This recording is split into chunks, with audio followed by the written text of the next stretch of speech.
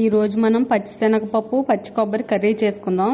నానబెట్టుకున్న పచ్చిశనగపప్పు కప్పు, కొబ్బరి చిప్ప కోరి పెట్టుకుందాం. ఇంకా చిన్న చిన్నగా ముక్కలు కట్ చేసి మిక్సీ పట్టుకోవచ్చు. 3 ఉల్లిపాయలు తొక్కలు తీసి కడిగి పెట్టుకుందాం. 5 పచ్చిమిరపకాయలు కూడా ఇప్పుడు చిన్న చిన్నగా ముక్కలుగా కట్ చేసుకుందాం. కట్ చేసి పెట్టుకున్న ఉల్లిపాయ ముక్కలు, పచ్చిమిరపకాయలు, ఉల్లిపాయలు ఇలా చిన్నగా కట్ చేసుకోవాలి. నేను కొబ్బరి కోరి పెట్టుకున్నాను. ముందుగా మూకుడు పెట్టి 3 స్పూన్ల వరకు ఆయిల్ వేసుకుందాం.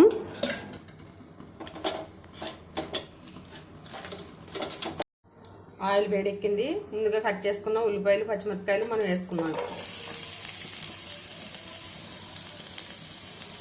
కొంచెం గోల్డ్ కలర్ వచ్చేంత వరకు వేయించు. ఉల్లిపాయ ముక్కలు మధ్య మధ్యలో గరిటెతో కదుపుకుంటూ ఉండాలి. ఇప్పుడు కొంచెం పసుపు వేసి వేయించుకుందాం. కొంచెం కరివేపాకు కూడా వేసుకోవాలి. ఉల్లిపాయ ముక్కలు మంచి గోల్డ్ కలర్ వచ్చేంత వరకు వేయించుకున్న తర్వాత ఇప్పుడు ముందుగా నానబెట్టిన పచ్చిశనగపప్పు వేసుకుని వేయించుకుందాం. ఒకసారి మొత్తం కలుపుకొని మూత పెట్టి 5 నిమిషాలు ఉడికించుకుందాం. మధ్య మధ్యలో గట్టితో ఇలా కలుపుకోవాలి. మూత పెట్టి మగ్గించుకుందాం. ఒకసారి చూసుకుందాం. బాగానే ఎగిపోయాయి. ఇప్పుడు 1 స్పూన్ అల్లం వెల్లుల్లి పేస్ట్ వేసుకుని పచ్చివాసన పోయే వరకు వేయించుకుందాం. అలా వేయించుకున్న తర్వాత ఇప్పుడు 1 స్పూన్ కారం, 1 స్పూన్ ఉప్పు వేసుకుందాం. ఉప్పు కారం మొత్తం కలిసేలాగా ఒకసారి కలుపుకుందాం గరిటెతో.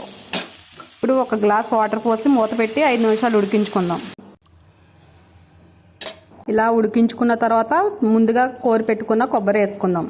ఒకసారి మొత్తం బాగా కలుపుకుని 1 స్పూన్ గరం మసాలా వేసుకుందాం. 5 నిమిషాలు మూత పెట్టి ఉడికించుకుందాం. కర్రీ ఇలా ఉడికించుకోవాలి. ఇంకా ఉడికిపోయింది. ఇప్పుడు స్టవ్ ఆఫ్ చేసి గిన్నెలోకి తీసుకుందాం.